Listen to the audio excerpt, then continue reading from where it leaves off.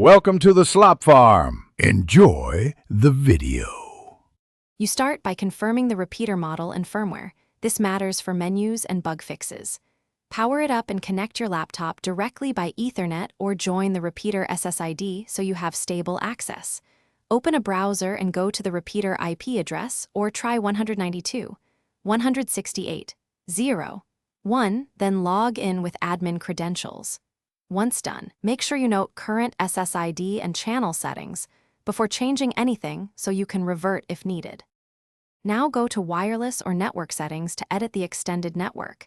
This is where you change the SSID and security.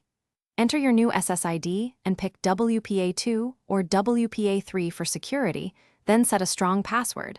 This prevents unauthorized access. Next, adjust the channel and bandwidth to avoid interference. Use auto if unsure, but pick a less crowded channel for reliability. If the repeater is handling IPs, confirm DHCP range. Otherwise, set it to break. Save the new configuration and allow the repeater to reboot. This finalizes the change. After it restarts, reconnect one device to confirm the new SSID and password work, then walk the coverage area testing signal and internet access to ensure proper roaming. If something fails, power cycle both router and repeater first. Make sure IP ranges don't conflict, and verify you're not in AP versus repeater mode mismatch.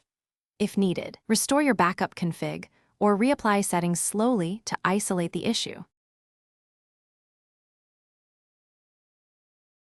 Thanks for watching. Consider subscribing if we helped you today.